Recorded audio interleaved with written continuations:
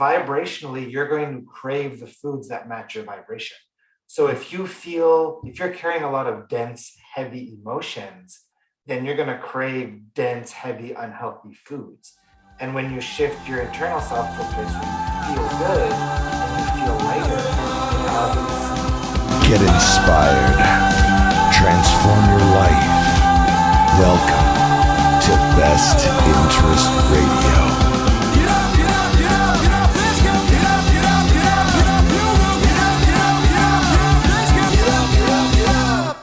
Chaga mushroom and CBD. You might have heard of them, and you might have heard of their amazing benefits such as boosting the immune system and decreasing inflammation in the body. I've been using them for years and they work great for me. Lately, I've been helping a friend of mine start up his company called Canoom Naturals. So if you'd like 15% off hemp, CBD, and chaga products, use the code BEST15 at the checkout using the links in the description. All right, so today on the podcast, I have a local fella named Nick Breau, and Nick is the leader of what's called the Power Manifesting Collective, correct?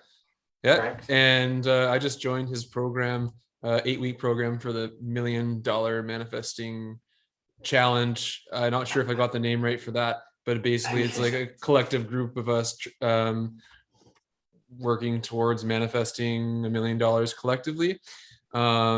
But Nick has a lot of experience with this. He is a 10-time Abraham Hicks hot seater, for those of you who have ever heard of Abraham Hicks. And he has a lot to share and teach about alignment and manifestation. And I like how you call yourself like an alignment specialist, and you're not really focused as much on like the manifestation aspect, because as what I've learned is it's more about being in alignment with your vision and your goals and your desires more than it is about like manifesting and focusing on what you want. Correct? Yeah. I tell people that manifestation is kind of old news. So once you really understand that anything you want to manifest is because of how you believe you would feel when you manifest that thing, then really it's about people just really want to feel good. And the funny thing is when you find a way to feel good, when you find a way to achieve those emotional states that you're seeking, you stop caring about manifestation. When you stop caring about the manifestation, that tends to be when those things start to show up. Yeah, it's about getting into that flow state and sort of like being present and being happy with the way things are, and almost like getting out of your own way. Totally. And that's very well said, getting out of your own way, because really people call it law of attraction, and they think it's like, oh, I'm going to focus on that desire so hard and so much it's going to show up. And the truth is that, everything that we want is really already on its way. It's just a matter of us getting out of our own way in terms of creating these mindset blocks and things of the like. Yeah, and so essentially, when you focus too much on something that you desire, like you're pushing that away because that's coming from a place of lack. I forget who said this quote or what the quote exactly is. You might know more than me, but basically they say that the more it's the paradox. Oh man, it'll come to me. But basically, the more we want something, the less we feel that way. So like if we want to be fit and healthy, it's because we feel unfit and unhealthy. If we want to like be rich and have money, it's because we feel that lack of money. At a root level, emotions are what drive desire and behavior. So somebody who has strong emotions of not good enough, they'll try to do things to compensate and push against that emotion so that they feel the opposite of that. Yeah. And I just want to share like a little bit about my journey, just because I manifested this without even, honestly, I kind of started before I even really knew much about the law of attraction or manifesting in general. And like 4 years ago in 2017 is when I started my journey of losing over 115 pounds. And just also reversed a bunch of like health conditions, both physical and mental and stuff, and completely changed my life around 180 degrees. Because just to put a long story short, I basically had some profound realizations and throughout in my journey that my thoughts and actions were creating all this suffering for me and all this pain. And I saw at the same time, if I was able to change my thoughts, then I could be like have a life of like, pleasure and abundance and just like feeling good and like finally being happy and finally being free. And if I had kept living in the old paradigm, I would have ended up for disease and death. And I just like clearly saw Yeah, that picture. And that's that's a perfect summary of law of attraction, which is essentially when you change your thoughts, you change your physical reality experience. absolutely. Yeah. I'm actually I'm working on an ebook right now. It's going to be part of my coaching program that I'm developing, more directed towards weight loss because I have that visual representation, that picture before and after of me. So that's kind of what I want to connect with people with for that as a beginning. But it's basically all about, I don't know the name yet. It's like how to lose 100 pounds using only your mind, because everybody's like, oh, how'd you lose 100 pounds? How'd you lose weight? And they expect me to tell them like, um, this exercise regime I did, or the diet I did, or whatever. And really, I'm just like, well, honestly, it all began with my mind. Like, because if you change your mind and develop that mindset, you can change your life, and that will like drive your actions to bring you towards the things you need to do in order to get there. And I always say like, yeah, like as you say yourself, like you enjoy the journey, you know, Yeah, enjoy the yeah. process. When it comes to weight loss, and I don't work with one-on-one clients anymore, but I have worked with a significant number of clients, both on different physical conditions, including weight loss. And when it comes to weight loss, people always default to exercise and nutrition. And yes, those are two important factors, but I would say the third equally important missing puzzle piece is that mindset puzzle piece. Because if you've got that self-sabotaging pattern that losing weight is unsafe, for example, it doesn't matter how hard you try and how much you effort. If you don't deal with that sabotage, then losing weight is always going to be a struggle. So if you don't address those mindset issues, and there's a few things I always look at when it comes to weight loss in terms of mindset. But if you don't deal with those things, then for some people, losing weight is always going to be a struggle. Oh yeah, absolutely. And I mean, for my own journey there, how I describe it is, like I honestly didn't even like consciously really decide to lose weight. Um, I just like visualized like a healthier version of myself, and I had like that just desire, and it was just like feeling good to start eating well and going to the gym and stuff, and it was like exciting, this new life I was living, and I was living in alignment, right? I was Yeah. living in alignment with what I desired at my core, I guess. Yeah, well, And vibrationally, you're going to crave the foods that match your vibration. So if you're carrying a lot of dense, heavy emotions, then you're going to crave dense, heavy, unhealthy foods. And when you shift your internal self to a place where you feel good and you feel lighter, then you're obviously you're the impact of that is that you end up going to be craving foods that make you feel lighter, like fresh veggies and things that are healthier for you. oh yeah, yeah, absolutely. That makes a lot of sense, actually. I mean, I live that myself, but the way you worded that is kind of like what I did. I just never put that into words. But yeah, like pretty much just like visualized myself as like the healthy fit version of myself. And I like sort of just like knew it would happen, but I was just like, I wasn't worried about how I looked at the moment. Like honestly, quite honestly, I like couldn't even look at myself in the mirror. I was like, I had so much shame and guilt. And obviously part of that process is like healing of that. So you can be more in alignment of that. So you can become that and embody that version of yourself. So I had to like, I looked at myself in the mirror and started like telling myself that I love myself. And then I'd like break down crying and realize, oh shit, like I actually do. And all this shame and guilt and crap I'm carrying like is just useless. It's just like weighing me down. Yeah, Literally. totally. Yeah.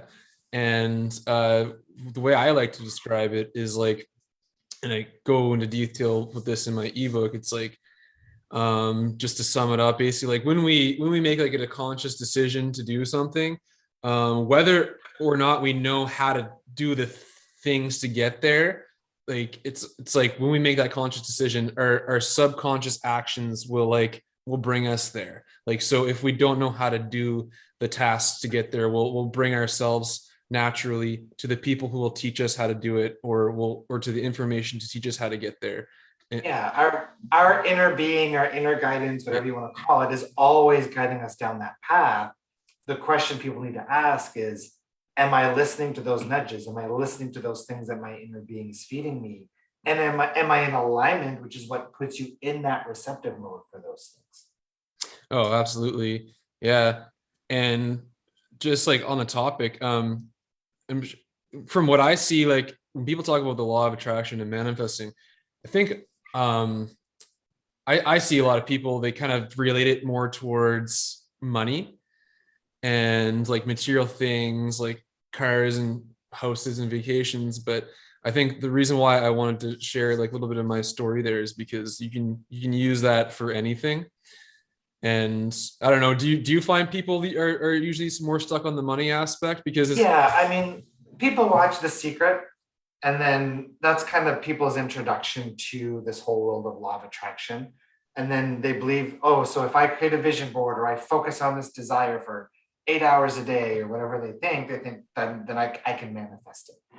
And really, foundationally, what the law of attraction is, it's a law, just like gravity. So everybody's always applying the law of attraction, whether it's conscious or unconscious. And basically, all it is that your entire physical reality is a metaverse, is a virtual reality simulation where what is being reflected back to you is based on the emotions you're carrying, what you're thinking, what you're feeling, and where you're putting your focus. absolutely. And so the one thing that just came to me is like a blockage that people may experience is like if something quote unquote bad happens and comes up in their life where it feels like it's blocking them from what they want.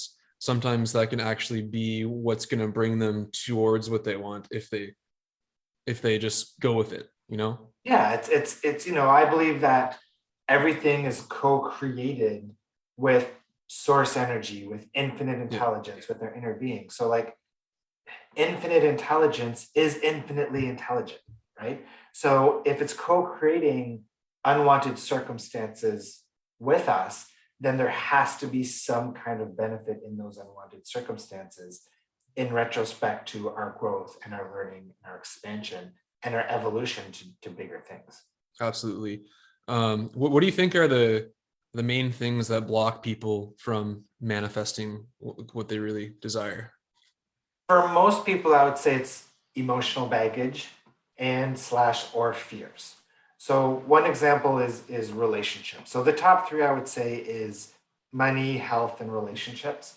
So one relationship example that I use, and this is I've seen this in multiple past clients. One that stands out is one girl in high school. She was in her senior year, grade 12 of high school.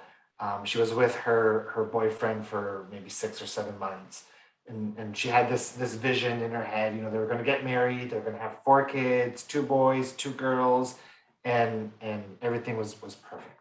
She came into school one day, found out he had been cheating on her, and for her that was an emotional trauma. And of course, the subconscious mind wants to keep us safe. So the subconscious mind goes, oh shit, look what happens when you fall in love with somebody. Look at the amount of hurt and pain that can go along with it. So what happens is that the subconscious mind says, okay, relationships are not safe. From now on, anytime you start to get close to somebody, every time you start to fall in love with somebody, we're subconsciously going to trigger fears around being in this relationship. So then what happens is a month or two when that person gets into that relationship with somebody and they start to fall in love, then they develop self-sabotaging patterns, or it's like they put up this energetic wall that prevents them from manifesting a relationship at all. So that's a very basic example, but it's a very common example as to how all of this works. Oh yeah, that makes a lot of sense. And would you say that it's not really money that people actually want? It's actually freedom. Yeah, absolutely.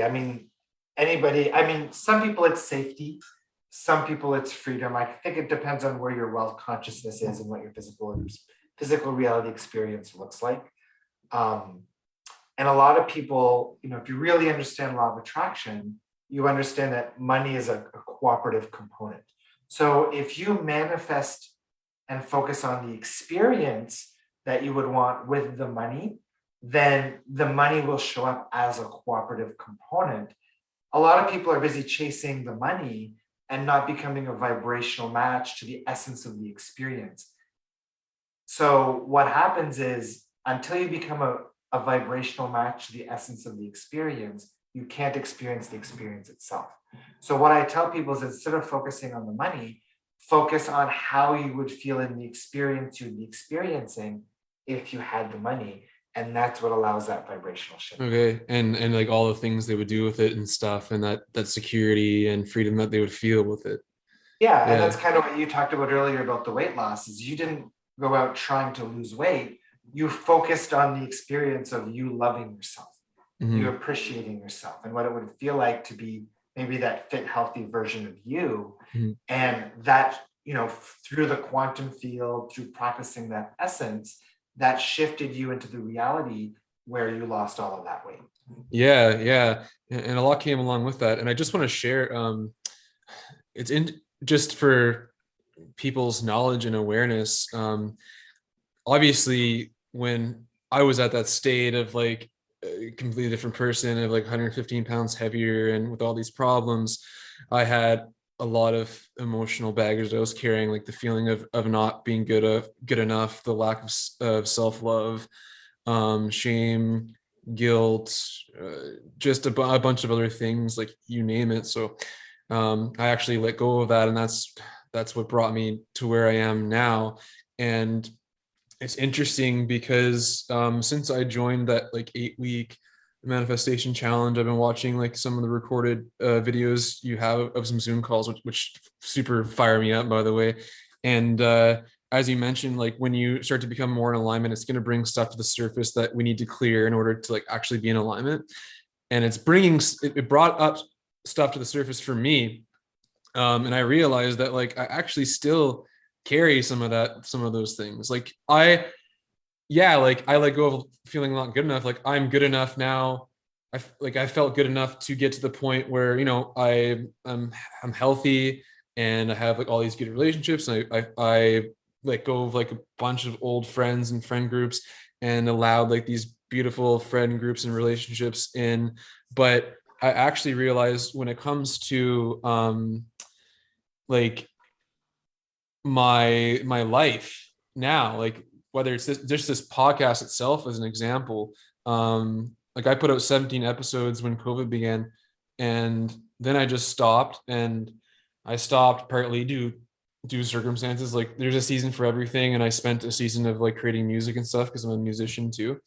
But I also stopped because I think there was an underlying feeling of just not being good enough, like to maybe like compete with other people who have podcasts, like feeling like, oh, it's not worth it because everybody else has a podcast. Like, why would they want to listen to me? Like, they don't care what that underlying feeling of like, they don't care what I have to say, or it's not worth sharing or speaking my voice or whatever.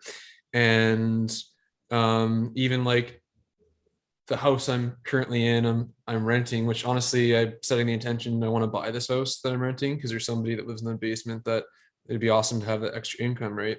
And I've been living here for a year and a half, and I have like a room in the basement, and it's like I've always thought of getting a roommate, and I get caught up in my mind going back and forth. I'm like, okay, do I want a roommate because I want a roommate, or do I want a roommate because I'm feeling the lack of financial support to like support my income? And so I don't know your thoughts on this, but I actually realized the other day, I'm like, oh shit, like if I actually like, what if instead of like focusing on getting a roommate to, pick up the slack for the income, what if I actually just like made use of that room, and that in itself would like give me that more of abundance? And so I've been using that room now to do like my work on my ebook and stuff, and all the stuff like do on my computer. And it's like it's been super awesome and like rewarding to just like work on that stuff. Like it just feels good to have that space. And funny enough, like I'm using that space, which is feeling good doing it, to work on stuff like my ebook, which is essentially going to provide me with more abundance because that's going to be what I'm going to be able to sell that, and it'll help with my coaching program and stuff like that. Yeah, that's what I call excuse me, vibrational productivity. So when you really understand how all of this stuff really works, the example I use is if you're starting a business as an entrepreneur, if you've got maybe 5 business opportunities, maybe see A, B, C, D, and E, if you're at the vibration of effort and struggle and failure, it doesn't matter which of those businesses you choose, the end result is going to be failure. Now, if you come in at the vibration of feeling good, of being pumped, the vibration of success, the vibration of things are going to work out for me, again, it doesn't matter which of those businesses you choose, your end result is going to match your vibration, which is that vibration of success. So for me, when it comes to my business, I don't do anything that doesn't feel good. For me, everything is based on impulse, everything is based on inspiration, everything is based on how much fun am I going to have doing this. And that's really, in my opinion, the key to being successful in anything that you Yeah, like when you do something, when you feel that spark and feel inspired. So for instance, like would you say that it's probably not a good idea to maybe work on something when you're not feeling that spark? Because like for instance, I like working on, I don't know, my ebook or this podcast or even music, but let's say like I'm like, oh, like I gotta go work on that podcast and edit it so I can release it, or I gotta go work on that song so I can get that finished. But like it's more of like that coming from that feeling of like I have to do it to get it finished to get the results I want versus like I'm feeling super fired up and inspired and I love doing this. Yeah, so like, and I don't write music. I'm not a musician, Yeah. but I can almost guarantee that musicians probably write their best music when they're either feeling like some kind of strong emotional charge, right? So when you're feeling really good, that's when you're connected to your inner guidance. That's when you're connected to your inner being. And part of what I teach, which is living in the quantum, is learning to listen to those nudges, learning to live life blended with your inner being. In 2022, I'm launching my Quantum Elite program, which is my highest level program. It's reserved for 10 people. And that's going to be, I'm guessing, 10 coaching sessions for that group of 10 people. But there's not going to be a set schedule. It's going to be 10 calls across 12 months. We don't know when those calls are going to be. Those calls are going to happen when the impulse, when the inspiration is there. Yes, there's something juicy. There's a reason. Let's gather those elite members and have this call. So really, when you shift into what I call this new paradigm, this new way of living in reality, it's about honoring those ebbs and flows and knowing how to tune in to that magical, synchronistic, source inspired way of living life, which doesn't just lead to more manifestation or more of what you want, but life itself becomes more fun and more magical. And that's really how we're meant to be living life. So really, I feel like humanity as a whole is transitioning out of this period of struggle and effort and into this place where we're more integrated with the wholeness of who we are, which is that part of us that lives in this quantum field. Absolutely, that makes a lot of sense. And so for instance, just as an example, so tomorrow morning I wake up and I plan to do work on my ebook, but I'm like, I look at my guitar and I'm like, oh man, like I'm feeling so fired up and inspired to write music. I should probably go write music instead, even though I already planned to work on the ebook. Would you say that's true? Absolutely. Throw scheduling out the window. Yeah. Again, scheduled means effort a lot of the time, right? So like you playing music for an hour might amp you up, might allow new inspirations to come through. And when those new inspirations come through, then you're going to be channeling so much more into your book. Oh yeah, totally. So how did you get into all this yourself? I have to ask. Like, how did you get into manifesting? How'd you learn about it, and what inspired Yes. you? So my background is tech. I did a computer science degree. I spent 10 years working in startups. The last one that I worked in, I was considered like one of the founding partners. That company was acquired for about 330 million USD. And then when that happened, that gave me the freedom to step away from the tech world and focus on this role full time. So I had already been studying this for a number of years while I was working in tech, doing things like Reiki and all these different healing modalities and stuff like that. But it was after the acquisition happened and after I stepped away from tech that I continued to play in this world. And as I continued to play, more and more people were coming to me for help, and eventually just kind of turned into a business on its own. Oh, cool. And you've been doing it for how long? Sorry? Studying this stuff, probably 15 to 20 years. As a professional career, if you can call it that, probably close to 10 years.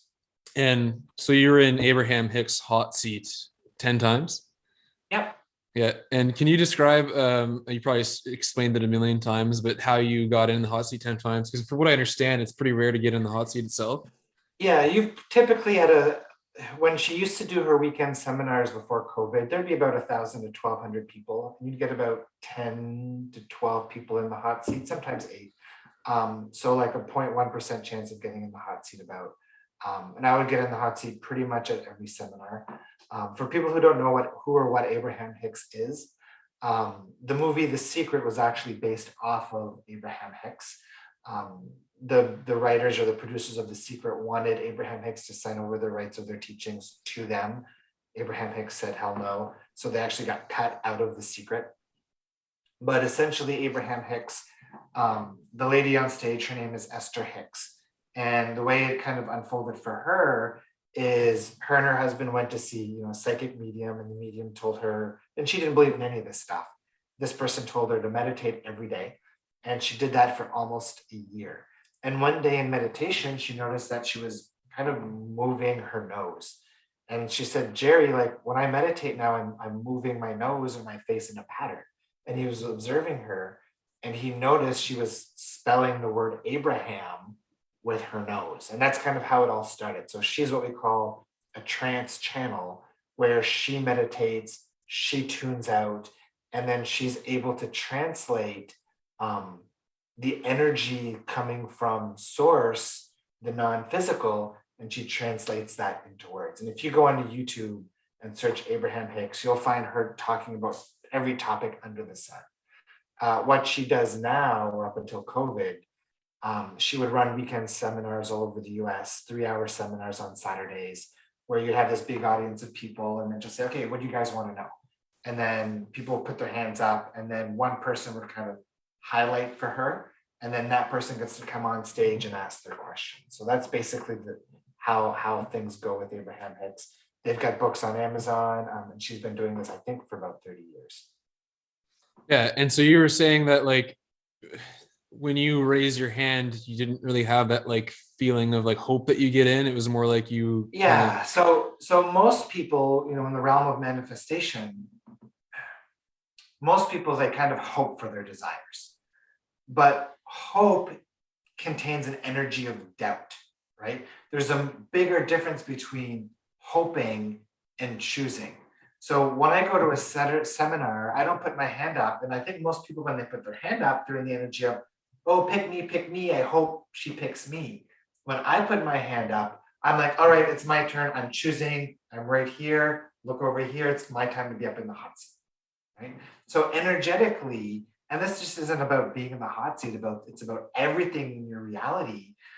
It's about understanding that the more you're deciding, the more you're choosing, the more you're in that state of knowingness, the greater of a vibrational match you are to that experience, and the greater the possibilities of bringing it into your reality. Absolutely. I like that. I like that a lot. When the way you described it in one of your calls, like it really like spoke to me, and I was like, okay, that makes a lot of sense. Like you got to like choose that. And it's so funny because when I reflect, it's like the times I've done that myself without even like consciously like knowing that, it's worked out in my favor. This actually just brought a funny little story to my mind, just in the terms of manifesting.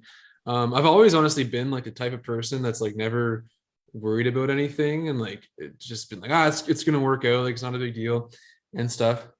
And it's honestly always worked in my favor. My mom says I have a horseshoe at my ass, and I always just thought it was just because it's my mind, it's the way I think and manifest things. That horseshoe is branded with the word alignment. Absolutely, yeah. And so one time, this was in my, well, back before I changed my life, I was a mess. Honestly, I was so disorganized and scattered, even though I had this mindset towards things. But um, I get pulled over one time after work, and I don't know what it was. It was probably for like an inspection or registration or both or something. It was like overdue. And it was like I was driving like a new Chev Cruze. It was like a 2010 or 2011 Chev Cruze. And anyways, the cop pulls me over and he's like, "We're gonna have to like tow your car because the inspection's not due. It's not quote unquote safe for the road, even though it's a new car." But I was like, anyways, well, first of all, I was like, well, can you at least like let me like tow it to the garage instead of the the impound? And he was like, yeah, sure. That was good. But uh, something even funnier even happened. So I did not have a lot of money at the time, and I was kind of like struggling paycheck to paycheck and stuff. So the tow truck comes, and I'm like, how the hell am I going to pay for this tow truck? Like, it's like, I don't even know, like $150 around there for a tow. And the tow truck driver comes and he gets my car pretty much all the way at the tow truck, um, like pulling it on the chain, and almost like ready to lower the bed, and the chain came loose and my car rolled off the tow truck and hit the cop car, and it didn't do any damage to my car or the cop car, because the cop car had a grate in the front, or a bumper, whatever you call those things. And so it just like scuffed my bumper, but it was like, you know, I don't know, enough damage where it was like, all right, so I guess my toe is free, you know. So they tried to like, he called his the tow truck driver called his boss, and the boss was like, "Oh, we'll give you 50% off." And I was like, "Dude, like I can literally send you a bill for this bumper, like just give it to me for free, and like we won't have a problem." So he's like, "Okay." So I ended up getting the the ride for free. So it's just like those circumstances have always happened in my life, and I believe it's because I'm just like, "Oh, it'll work out. I'm sure it'll be fine, whatever. Not a big deal." And yeah, would you say that is probably what? Yeah, and the other thing about contrast too is again, I believe that everything happens in our favor. And in those moments, we may not know why this is happening or what benefit there is in these circumstances. A lot of people will say, "Oh, Nick, I started doing this work and my life is falling apart." And really my response to that is sometimes it feels like life is falling apart, but sometimes life needs to fall apart in order to fall back together in a much better way. Oh, absolutely. That's happened to me countless times. Even this year when I changed all new band members, and for like a day, I was like, "Oh shit, what am I gonna do?" Like I have a festival booked, I have like a grant for a music video, I have all this stuff coming, and I'm like, I need musicians to play my music. And the day of or the day after, they just came into my life and it ended up being perfect. And it's just like, because I was like, I'm sure it'll work out. I'm not too worried about it. Just like breathe, let go of that resistance, let go of that fear and stuff. Um, so you wrote a book? Yeah, I've got a couple of books. The last one is called Power Manifesting. I think it's been out for about a year and a half now. It's probably done about 6 or 7 thousand copies, and it wrote itself in 3 weeks. It was the easiest write of all the books that I've done. I'm really proud of it. I don't know if I'll ever write another book again, just because I'm so happy about Yeah, how this one turned out. I guess it's just timeless, eh? Yeah, it's whatever the inspiration shows up. I love to write. For me, writing is fun. I write for myself. Yeah, Um, and when the inspiration is there and it flows, it just feels really good. yeah. So before we wrap it up, I really wanted maybe you could take us through or describe the belief tree process, because I really enjoyed that. I find that was like super key. Yeah, yeah. So a lot of people, I mean, everybody knows what emotions are. Everybody's felt emotions, but most people don't really understand the mechanics of emotions or how or why emotions work the way they work. And what I explain to people is that you cannot have an emotion without an underlying belief or perspective. Now, oftentimes those beliefs and perspectives are subconscious or unconscious, so you don't realize that you're practicing that belief. So when you feel a feeling, and this is a very rudimentary form of the belief tree process. The belief tree process is a process I developed after doing years of EFT, or emotional freedom technique, or tapping. What I realized was it wasn't so much the tapping sequences that were creating shifts in people, but it was in the questions I was asking and the words I was saying as we were tapping. And that's what evolved into the belief tree process. But foundationally, what I can explain on the call is that all emotions are rooted in perspectives. And when an emotion surfaces, just try asking the question, I feel this way because, or what must I believe is true to feel this way?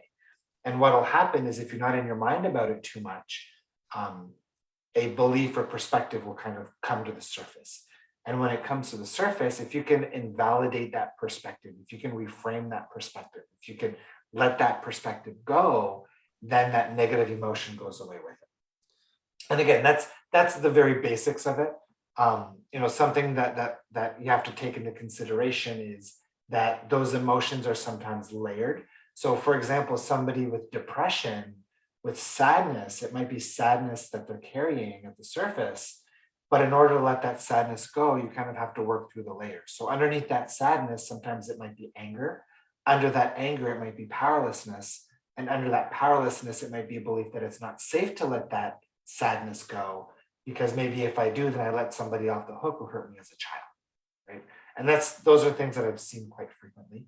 So in order to let that sadness go at the surface, you kind of have to work down through those layers, get to that anchor point, that root way at the bottom that's holding it all in place, and then clear that. And then you kind of work your way back up that tree and then release those emotions, those perspectives one at a time. And then what's at the surface will eventually release if you get rid of all those underlying layers. Absolutely. It's a powerful process. And just to relate it to my own story, when I wanted to lose weight and get fit and stuff, I mean, I've tried like multiple times in my life before I actually did it. But it's like, and I think a lot of people share this sort of like underlying emotion and belief when it comes to weight loss. It's like some key ones are like that I experience is like, it's going to be hard. It's going to be difficult. I'm not good enough to do that. I don't have the right knowledge. I don't have the money to join the gym. I don't have the right foods. I don't know, like nothing's working. Nothing I do works and stuff. So it's like, as soon as you sort of like start to see that anything is possible, and that's when it starts to happen. In fact, that's also what helped me to change. It's like, I actually realized that like, holy shit, it actually is possible to like completely change my life and to like be healthy and happy and stuff. And yeah, like as soon as you see the possibility of something, Yeah. you just like you go towards it and it just happens. Yeah, there's kind of three key things I tell people to look at when it comes to weight loss and mindset. One is, are you getting into rest and repair mode when you sleep at night? So most people who struggle with weight loss, it's people who have kind of overthinking minds or analytical minds, or go to bed stressed and worried. So what happens is when you fall asleep in that state, you don't go into the deepest REM cycles, which is the rest and repair mode that your body needs to get into in order to properly process and eliminate fat. And the way to know that you're not getting into those deep states is if you wake up in the morning and you're still waking up tired, even though you slept at night, that's a sign you're not getting into rest and repair mode. So I tell people to look out for that. I tell people to look out for emotional heaviness. So the physical heaviness is a reflection of emotional heaviness that's being carried. A lot of people don't understand the link between emotions, the mental, and the physical. So one example is IBS. So people who have IBS or like digestive issues, 9 out of 10 times, they're living in what I call like walking on eggshell syndrome or anticipation fears. And with most of those people, once you deal with those anticipation fears, the stomach issues get so much better. And then the third, of course, is self-sabotage. So self-sabotage, again, is rooted in not good enough, fear of failure, those types of subconscious patterns, which also need to be looked at. So those are kind of the three key things I tell people to look at from a mindset vantage point when it comes to weight loss. Absolutely. And another thing to add too would be like when it comes to manifesting, to be clear about what you want, because as you described it in one of your calls, it's like when if you ask your partner to go to the store and get laundry soap and you don't specify what type of laundry soap you actually want, they'll just give you whatever. And from my own experience, like I'm kind of guilty of that lots of different times in my life where it's like I want something, but I don't know quite exactly what it is. And this can actually be beneficial in a way, because it can help show you what you do want, because you'll notice that you get all these different options. Like the universe will just give you like, here's like 5 different options of the same thing. It's like, which one do you want type thing. So Totally. Yeah. If you're not, if source, your inner being, is part of this co-creative experience with you, if you're not clearly telling source or your inner being what you want, then it's going to be harder for it to deliver what you want. absolutely. And yeah, I mean, honestly, I think the law of attraction and manifesting and stuff, and or just, being in alignment with yourself, and I guess being in alignment with your self-actualized version of yourself, really, that's sort of like the key to Yeah. just The irony is that a lot of people come to this world looking to manifest, and one of the first things I tell people is stop trying to manifest and focus on feeling good. absolutely. Yeah. And so I forget what I was going to say. Anyway, is there anything you'd like to leave? I mean, you can tell us where people can find you and what's going on and what you're going to be offering before we wrap it up. Yeah, I mean, I've got resources all over the place. Yeah, I'll put the links. I've got a free 33-day challenge called 33 Aligned, which is at 33aligned.com. They can find my book, Power Manifesting, on Amazon. I've got membership communities. I've got some super exciting programs launching starting in January. Yeah, I'm fairly easy to find on YouTube, on Facebook. I'm pretty much all over the place. Yeah, I joined and it's honestly fired me up, and I'll continue to watch your videos and go with the flow and do the calls and stuff. So, awesome. Yeah, keep having fun with it. That's the key. yeah, man. Well, thanks so much for coming on the podcast and having this conversation. I hope people get some value out of it and they're able to, truly manifest their desires and step out of their own way. And if you feel like there's still some blockages, I highly recommend just joining Nick's program, because it'll help remove them, honestly. And it's the law of attraction is something that everyone can benefit from. Like, you don't really need to be a part of any sort of like belief system or religion. I mean, like, honestly, like the Bible talks about the law of attraction in its own way. So, and all sorts of other different cultures and aspects in society. So asking you. And even if you don't believe in law of attraction, get in it for the mindset work, right? The worst thing that'll happen is you feel better. Absolutely. Yeah. It's so funny because my ebook is like, it's pretty much the law of attraction just explained in a different way. And that's really what it is, like getting into that mindset, because that's what I'm all about. And it's like ask and you shall receive, be and you shall become. There you go. Anyway, awesome. Thank you very much, Nick. Have a good morning. Thank you, Jordan. You too. And I'll see you on one of your calls. Sounds good. Bye.